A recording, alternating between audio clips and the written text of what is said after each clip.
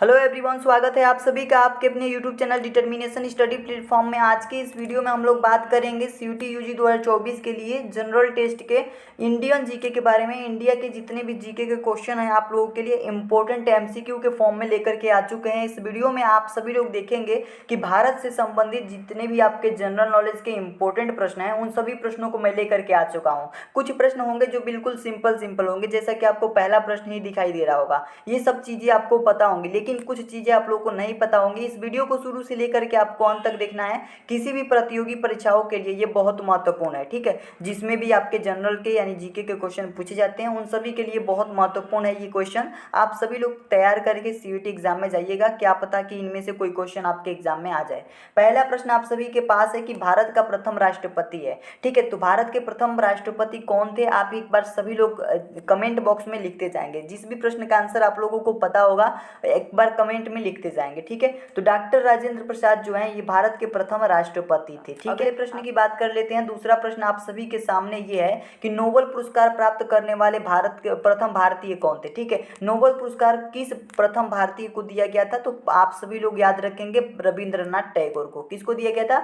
रविंद्रनाथ टैगोर को। Option number आप लोगों का डी बिल्कुल सही हो जाएगा, ठीक है। नोबेल पुरस्कार जो है सबसे पहले रविंद्रनाथ टैगोर को मिला था। अगला प्रश्न आप सभी के सामने थर्ड नंबर प्रश्न है कि भारतीय राष्ट्रीय कांग्रेस के प्रथम अध्यक्ष कौन था, ठीक है। प्रथम अध्यक्ष थे वो व्योमेश चंद्र बनर्जी थे। ऑप्शन नंबर बी ए में देखेंगे आप लोग व्योमेश चंद्र बनर्जी। ऑप्शन नंबर ए आप लोगों का सही ऑप्शन हो जाएगा। याद रखिएगा कि भारतीय राष्ट्रीय कांग्रेस के प्रथम अध्यक्ष जो थे व्योमेश चंद्र बनर्जी थे, ठीक है। इस तरीके से इस प्रश्न का आंसर हो जाएगा। अगला प्रश्न देखेंगे। अगला प्रश्न आप सभी के सामने प्रथम भारतीय अंतरिक्ष यात्री। पहला ऑप्शन है आप सभी के पास राकेश शर्मा, कल्पना चावला, सुनीता विलियम्स और अन्य। तो इनमें से सही ऑप्शन हो जाएगा आप लोगों का Rakesh Sharma. Option number A आप लोगों का बिल्कुल करेक्ट ऑप्शन होगा, ठीक है। ये प्रथम भारत अंतरिक्ष यात्री थे जो भारत के थे। अगला प्रश्न आप सभी के सामने दक्षिण ध्रुव पर पहुंचने वाले प्रथम भारतीय महिला। दक्षिण ध्रुव पर पहुंचने वाली भारत की प्रथम महिला कौन थी? पहला ऑप्शन है तारा चेरियन, दूसरा ऑप्शन है विमला देवी, रीना कौशल धर्मसुक्त और डॉक्टर अमृता पटेल। तो आप सभी लोग याद रखेंगे रीना कौशल धर्मसुक्त, ठीक है। ये ऑप्शन आपका सही हो जाएगा। ये दक्षिण ध्रुव पर पहुंचने वाली प्रथम महिला है। ऑप्शन नंबर सी करेक्ट हो जाएगा। अगले प्रश्न की बात करें तो 6 नंबर प्रश्न आप सभी के सामने भारत में निर्मित प्रथम भारतीय फिल्म मौनी सिनेमा कौन है, ठीक है। तो प्रथम भारतीय फिल्म की बात करें तो आप सबको पता होगा। देखिए भारत में बनने वाली यानी 1913 में एक फिल्म बनी थी जिसका नाम था राजा हरिश्चंद्र, ठीक है। 1913 में रिलीज हुई थी, निर्मित हुई थी, ठीक है।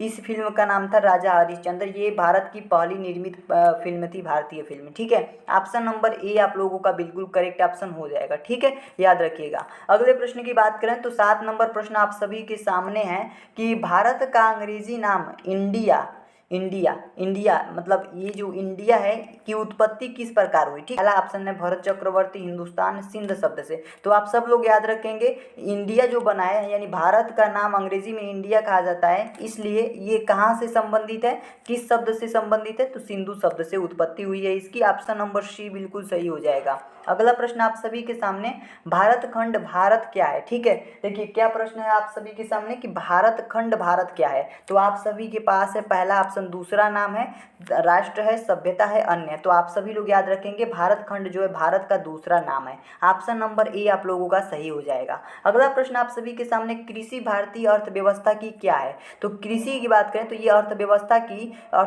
की ये रीढ़ होती है, ठीक है। कृषि जो होती है ना अर्थव्यवस्था की रीढ़ होती है। ऑप्शन नंबर बी आप लोगों का बिल्कुल सही ऑप्शन हो जाएगा। अगले प्रश्न की बात करते हैं यानी 10 नंबर प्रश्न आप सभी के सामने भारत में सबसे कम जनसंख्या वाला राज्य कौन सा है। तो भारत में सबसे कम जनसंख्या वाले राज्य की बात करें तो वो राज्य आपका है सिक्किम। ऑप्शन नंबर सी आपका बिल्कुल करेक्ट आंसर हो जाएगा। सिक्किम राज्य जो है सबसे कम जनसंख्या वाला राज्य है। अगला प्रश्न देखेंगे 11 नंबर प्रश्न है कि प्रथम भारतीय रंगीन फिल्म है, ठीक है। तो प्रथम भारतीय रंगीन फिल्म है Kishan Kanhaiya. Option number B सही हो जाएगा। किशन कन्हैया जो मूवी है इसमें से देख सकते हैं इस ऑप्शन में किशन कन्हैया जो मूवी है ये भारत की प्रथम मूवी है, ठीक है, रंगीन मूवी। तो रंगीन मूवी की बात करेगा तो किशन कन्हैया केवल बनने वाली फिल्म का बात करेगा, ठीक है। तो राजा हरिश्चंद्र मूवी 1913 में बनी थी, ठीक है। अगले प्रश्न की बात कर लेते हैं। 12 नंबर प्रश्न है कि लाइफ टाइम अचीवमेंट के ऑस्कर पुरस्कार विजेता कौन है।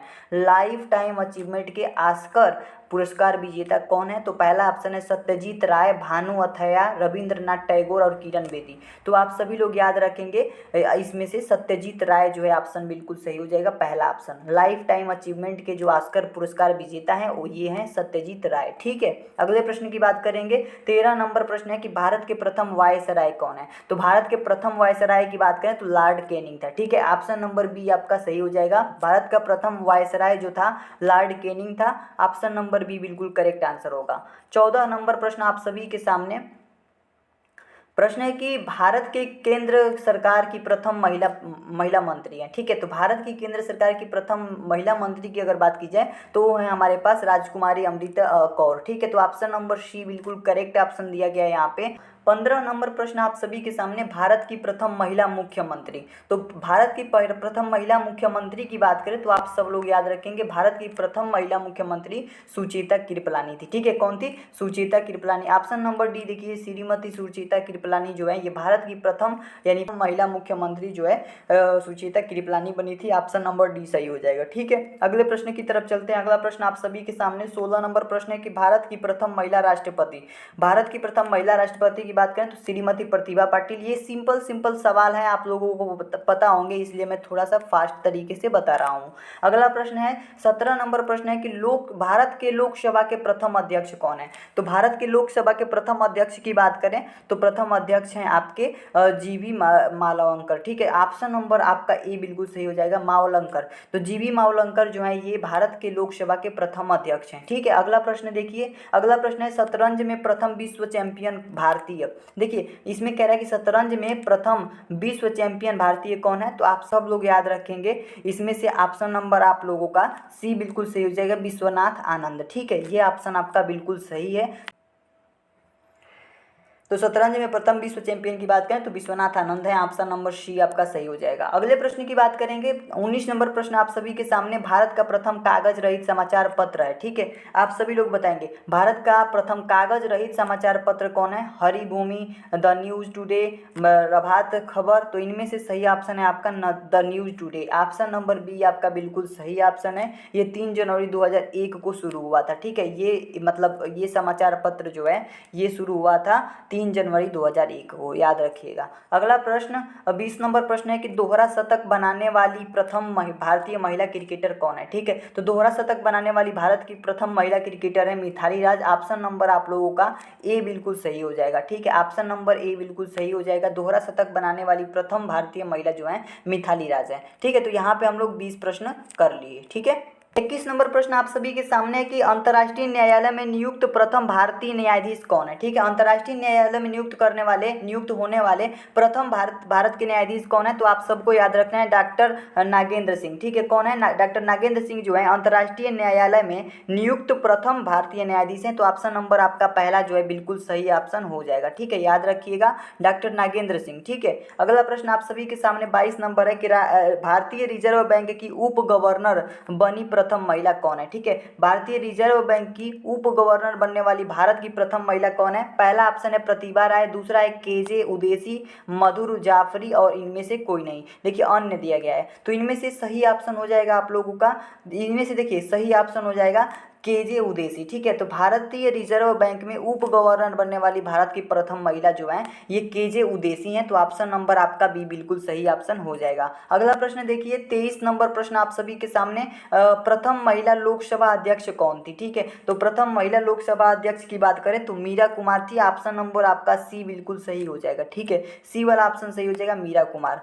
अगला प्रश्न आपका 24 नंबर प्रश्न है कि भारत का सबसे पहला गृह मंत्री कौन थे? तो भारत के सबसे पहले गृह मंत्री की बात करें तो पहले गृह मंत्री का नाम था सरदार वल्लभ भाई पटेल। ठीक है, तो बात की जाए कि गृह मंत्री की तो सबसे पहले जो प्रथम गृह मंत्री थे वो सरदार वल्लभ भाई पटेल थे। ऑप्शन नंबर आप लोगों का सी बिल्कुल सही हो जाएगा। अगले प्रश्न की बात कर लेते हैं। अगला प्रश्न आप सभी के सामने भौतिक विज्ञान में नोबेल पुरस्कार पाने वाले प्रथम भारतीय, भौतिक विज्ञान में सबसे पहले जो है नोबेल पुरस्कार किस भारतीय को मिला था? तो ऑप्शन नंबर पहला है सीवी रमन, बिल्कुल सही ऑप्शन हो जाएगा यही। सीवी रमन जो है इनको इनको जो है भौतिक विज्ञान में सबसे पहले नोबेल पुरस्कार मिला था। ठीक है, अगले प्रश्न की बात कर लेते हैं। 26 नंबर प्रश्न आप सभी के सामने, प्रथम महिला चिकित्सक, भारत की प्रथम महिला चिकित्सक कौन है? पहला ऑप्शन है आपका ममता बनर्जी, प्रेमा माथुर, कादम्बिनी गांगुली। तो ऑप्शन नंबर सी आपका सही है, कादम्बिनी गांगुली। ठीक है, ये ऑप्शन आपका सही है। भारत की प्रथम महिला चिकित्सक जो है कादम्बिनी गांगुली हैं। ठीक है, अगले प्रश्न की बात कर लेते हैं। 27 नंबर प्रश्न आप सभी के सामने, राष्ट्रीय ध्वज तिरंगे में तीनों क्षैतिज पट्टियां